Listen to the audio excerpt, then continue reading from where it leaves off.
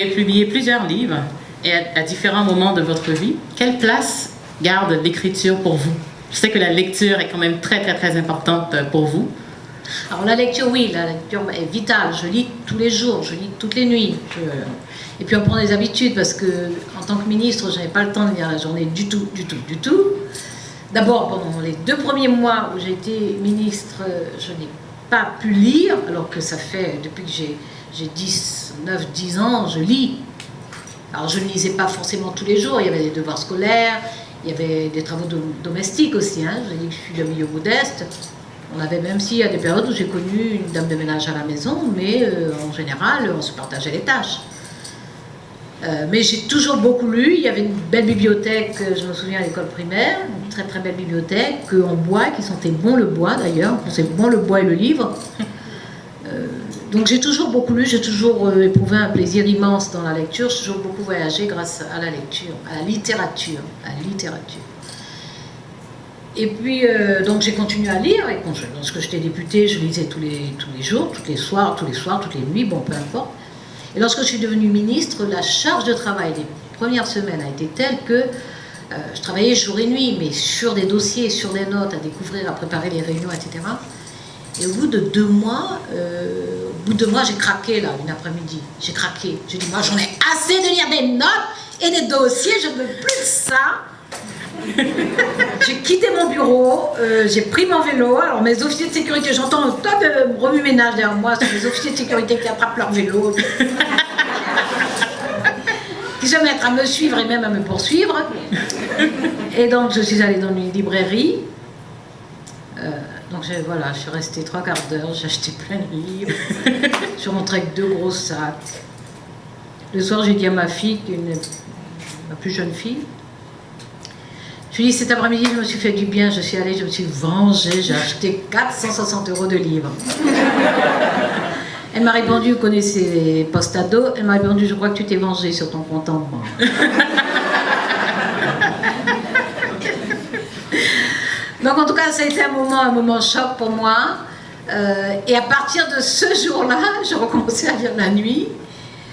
Simplement, je me suis retrouvée avec 2 heures de sommeil parce que, compte tenu du travail que j'avais. Donc la lecture, c'est important. L'écriture, voilà, j'écris par nécessité et dans l'urgence.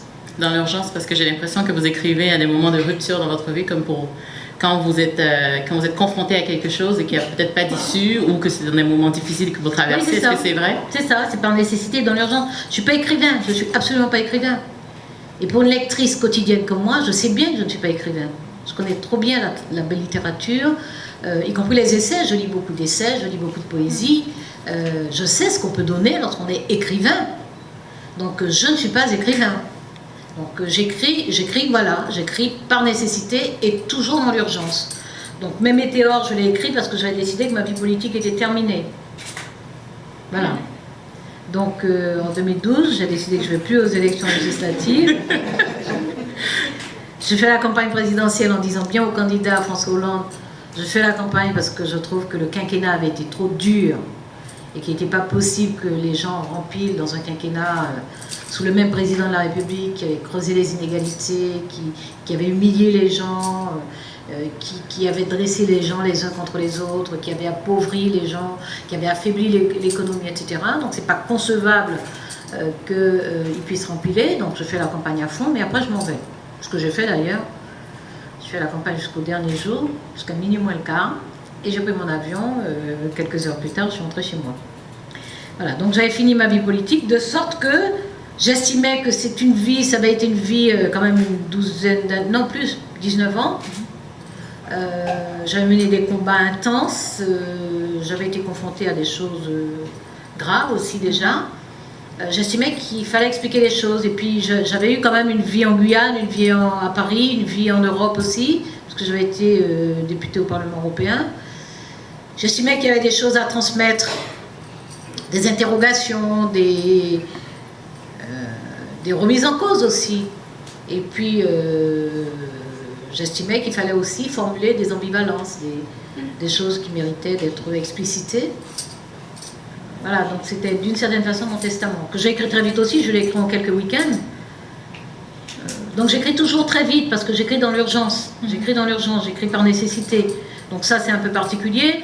L'esclavage raconté à ma fille, c'est pareil. En fait, la première édition, elle date de 2002. C'est juste après l'adoption de la loi reconnaissant la traite négrière et l'esclavage comme crime contre l'humanité. Et il se trouve que le ministre de l'Éducation nationale à l'époque, c'est Jack Lang, il me dit le prochain concours René Cassin, qui est le concours des droits de l'homme qui mobilise tous les lycées français, tous les lycées en France et tous les lycées français à l'étranger, il me dit mais le thème du concours de cette année, ce sera l'esclavage. Je trouve que ça c'est fabuleux par rapport au combat que je viens de livrer pour ce texte de loi. Et tout d'un coup, je réalise quand même qu'il n'y a pas d'ouvrage facilement accessible aux adolescents. Moi, pour préparer ce texte de loi dans ce combat-là, j'ai relu des tas de livres. Donc, je sais que vraiment, il y a des travaux d'historiens de très grande qualité, partout, hein, j'en ai lu en français, en anglais, en espagnol, en portugais. Bon, voilà, il y a des travaux, il y a des archives, il y a des tas de choses, il y a des tas de choses de très grande qualité. Mais un ouvrage de vulgarisation bien, hein, de qualité, il n'y en avait pas. Donc je me suis dit, il ne faut pas que ça rebute les lycéens d'être obligés éventuellement d'aller plonger dans des ouvrages de chercheurs, dans des ouvrages spécialisés, dans des ouvrages épais comme ça. Et c'est ainsi que j'ai décidé, dans ma tête, c'était ces adolescents, il fallait s'adresser aux adolescents. Bon, Murmure à la jeunesse, je ne vous raconte pas. Dans quelles circonstances je l'ai écrit. Voilà. Là aussi, dans l'urgence, et avec un sentiment de nécessité.